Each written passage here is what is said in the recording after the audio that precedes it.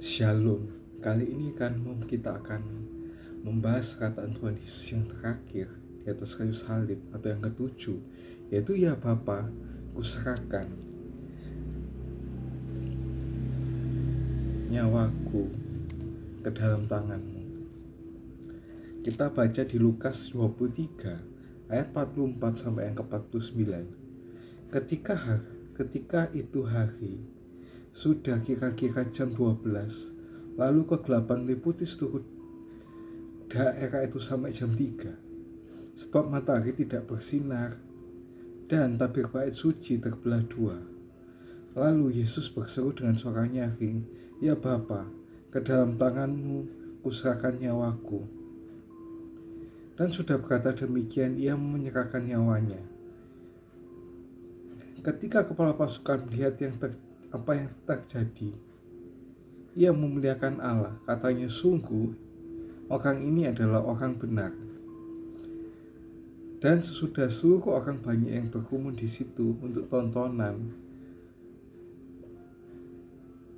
melihat apa yang terjadi itu, pulanglah mereka sambil memukul-mukul diri. Semua orang yang mengenal Yesus dari dekat, termasuk perempuan-perempuan yang mengikuti dia dari Galilea, berdiri jauh-jauh dan melihatnya dari semua itu.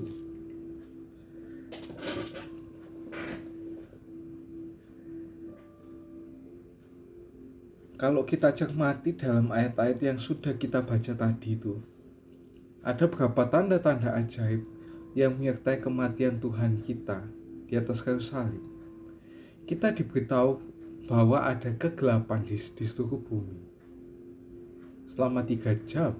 Bahkan matahari menjadi gelap karena matahari tidak bersinar sama sekali, dan tabir bait suci terbelah menjadi dua.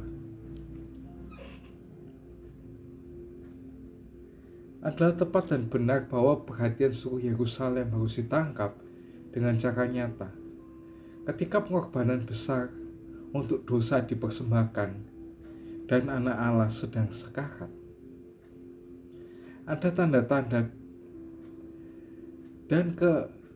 dan mujizat-mujizat yang terjadi di hadapan suku Israel ketika hukum diberikan di Sinai. Ada tanda-tanda dan mujizat bagi dunia yang serupa ketika penebusan dicurahkan di Golgota. Ada sebuah tanda bagi dunia yang tidak percaya. Kegelapan di tengah hari itu merupakan mujizat yang memaksa manusia untuk berpikir.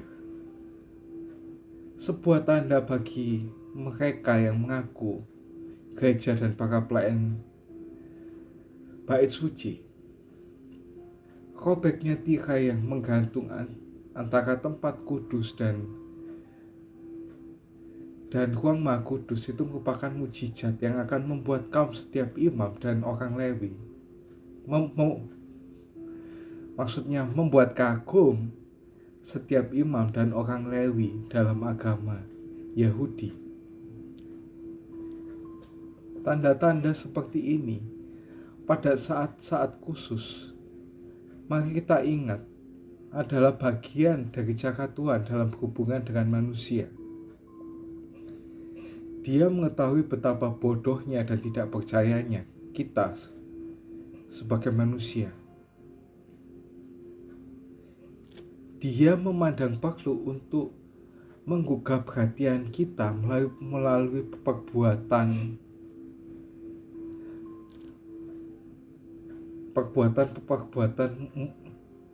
mujizat ketika dia mendatangkan dispensasi baru.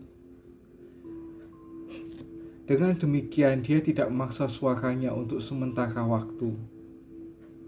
Dia tidak memaksa manusia untuk membuka mata apakah mereka mau atau tidak, dan untuk mendengar suaranya untuk sementara waktu. Dia sudah sering melakukannya pada hari-hari yang lalu. Dia melakukannya ketika dia memberikan hukum. Dia melakukan hal yang sama dalam bacaan di depan kita ketika dia membawakan Injil. Dia akan melakukannya sekali lagi ketika Kristus datang kembali untuk kedua kalinya. Dia akan menunjukkan kepada dunia yang tidak percaya dan mencibir bahwa dia dapat menangguhkan hukum alam sesuka hati dan mengubah rangka penciptaan semudah dia menciptakan bumi. Dia masih akan menggenapi firman-Nya. Tetapi sekali lagi, aku tidak hanya akan mengoncangkan bumi, tapi juga langit. Bulan akan menjadi malu dan matahari akan menjadi malu ketika Tuhan alam semesta memerintah di Bukit Sion. Itu ada di Ibrani 12 ayat 26 dan juga di Yesaya 24 ayat 23. Yang kedua, mari kita amati dalam ayat-ayat ini perkataan luar biasa yang diucapkan Tuhan kita ketika dia mati. Kita membaca bahwa ketika dia menangis dengan suaranya, berseru dengan suara nyaring, dia berkata, "Bapa, ke dalam tangan-Mu aku kuserahkan nyawaku."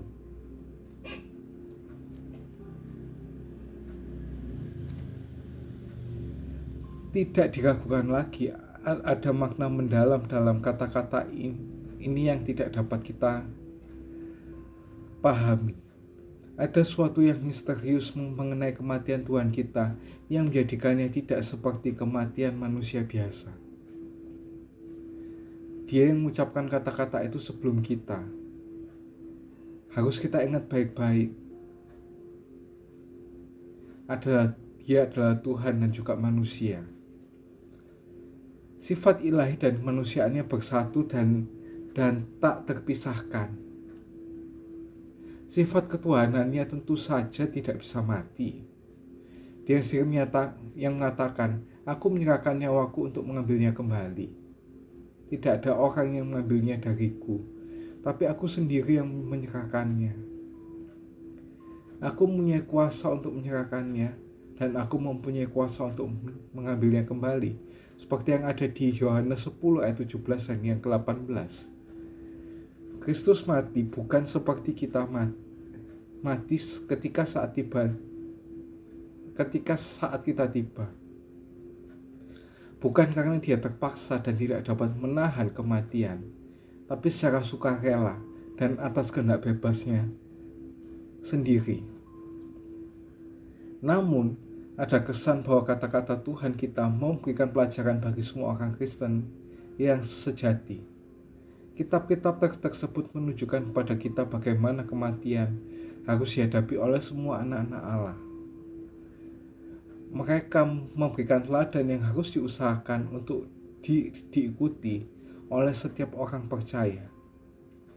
Seperti guru kita tidak perlu takut menghadapi raja teror.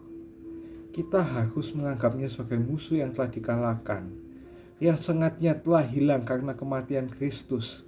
Puji Tuhan. Kita harus menganggap dia sebagai musuh yang bisa melukai tubuh untuk sementara waktu. Tapi setelah itu dia tidak dapat berbuat apa-apa lagi. Kita harus menunggu pendekatannya dengan sangat sabar dan percaya ketika daging melemah. Jiwa kita akan tetap sehat. Ini adalah pikiran Stefanus yang sekarat, yang kata Tuhan Yesus, katanya, "Terimalah rohku." Inilah juga yang dipikirkan oleh Paulus yang sudah lanjut usia. Ketika waktu keberangkatannya sudah dekat, atau kematiannya sudah dekat,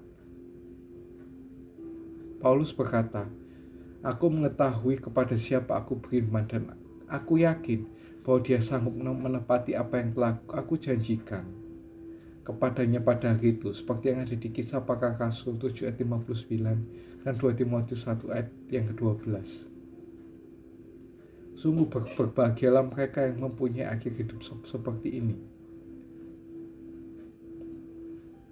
Terakhir, mari kita amati ayat dalam ayat-ayat ini. Kekuatan hati nurani dalam kasus perwira dan orang-orang yang melihat Kristus mati, kita diberitahu bahwa perwira itu memuji Tuhan dan berkata, sungguhnya dia adalah orang yang benar. Kita diberitahu bahwa orang-orang yang datang bersama pemandangan itu memukul-mukul dadanya dan pergi.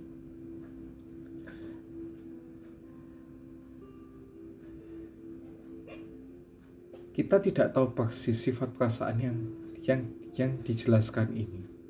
Kita tidak tahu sejauh mana mereka pergi atau hasil yang mereka hasilkan. Ada satu hal yang jelas, perwira Romawi itu merasa yakin bahwa dia telah mengatur tindakan yang tidak benar dengan menyalib orang yang tidak bersalah. Kerumunan yang memandangnya tertusuk hatinya karena perasaan yang telah membantu, menyetujui dan bersengkokol dalam suatu kesalahan yang menyedihkan.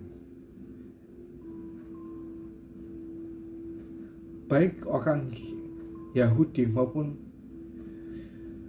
bukan Yahudi meninggalkan Golgota malam itu dengan hati yang berat, menyalahkan diri sendiri dan merasa tidak nyaman. Sungguh luar biasa kekuatan hati nurani. Besar sekali pengaruhnya terhadap hati manusia. Hal ini dapat menimbulkan teror di benak para raja yang berkuasa. Hal ini dapat membuat banyak orang gemetar dan terguncang di hadapan beberapa sahabat kebenaran yang berani, seperti sekawanan domba. Meskipun hati nurani kita seringkali buta dan keliru, tidak mampu mempertobatkan manusia atau menuntunnya kepada Kristus, tetapi hati nurani masih merupakan bagian yang paling diberkati dari keadaan manusia dan merupakan sahabat terbaik dalam jemaat yang dimiliki oleh pengkhotbah Injil.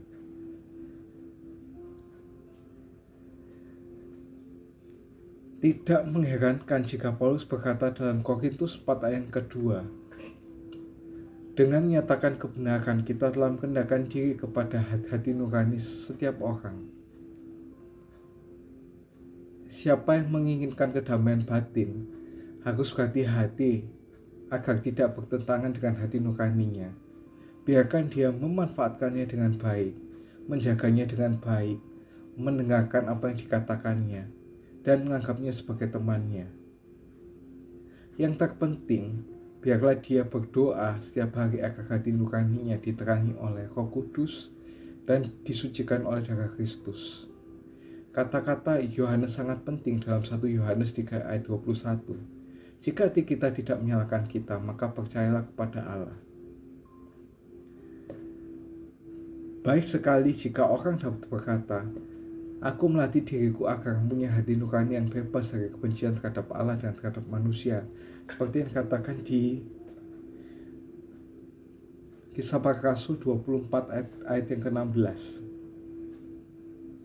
Nah, kalimat yang Tuhan Yesus ucapkan ini biasa disebut sebagai kalimat keteguhan atau statement of persistence, yang menunjukkan bahwa Tuhan Yesus adalah Tuhan yang persisten bagi kita. Kenapa Tuhan Yesus itu disebut Tuhan yang persisten? Yang pertama, dalam segala situasi dia tetap dapat mengendalikan keadaan. Ya gimana? Dia Tuhan, dia penguasa segalanya, pasti dia bisa mengendalikan keadaan. Yang kedua, dalam menghadapi ketidakmampuan kita, dia menuntun kita kepada pengharapan. Kematian Tuhan Yesus itu bukan akhir dari segalanya, tapi merupakan awal dari segalanya, yang memberikan kita pengharapan untuk hidup yang kekal. Seberapa buruk masa lalumu, tapi kalau kita tetap memandang pada Kristus, kita akan tetap mendapatkan hidup yang kekal. Yang ketiga, dia menuntun kita yang seringkali ngeyel, kita yang keras kepala, kita yang nggak bisa diomongin, kita yang degil ini. Tapi dia sabar menuntun, namun mengerti cara yang tepat.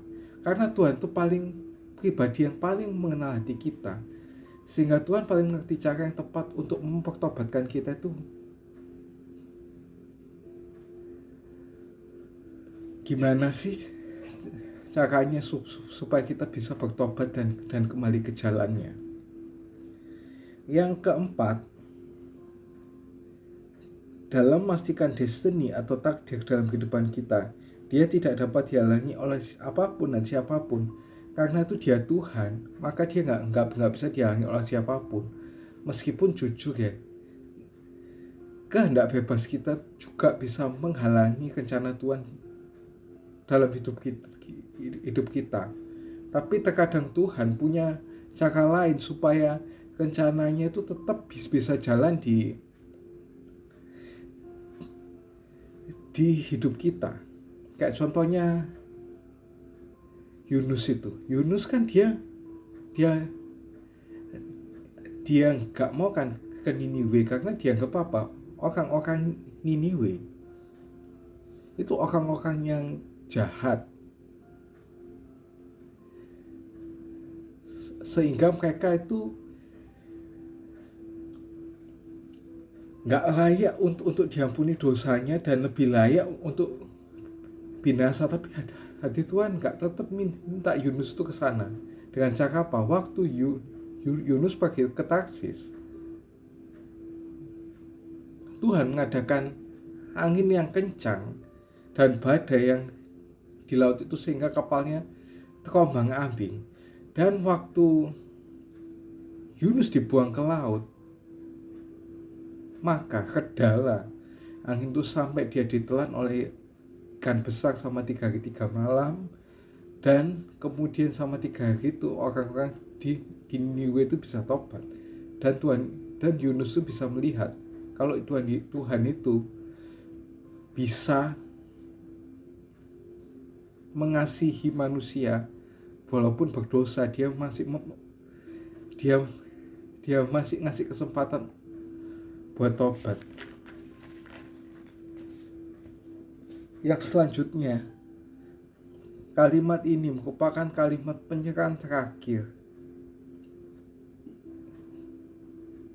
Kalimat terakhir yang memiliki pelajaran untuk kita, bahwa dia itu nggak tahu segala sesuatu karena dia itu omniscience. Dia memang maha tahu segala sesuatu, baik di masa lalu, masa sekarang maupun masa yang akan datang, tanpa batas apapun. Yang kedua, dia punya kuasa atas segala sesuatu. Dia merupakan Tuhan yang omnipoten atau maha kuasa. Dia punya kuasa atas segala sesuatu. Dia bisa mengendalikan apapun juga. Yang ketiga, dia yang mengendalikan segala sesuatu. Seperti yang dikatakan tadi, kalau dia maha kuasa, pasti dia bisa mengendalikan segala sesuatu. Yang terakhir, dia dapat membereskan segala sesuatu. Dia karena tahu dari dulu, sekarang, dan sampai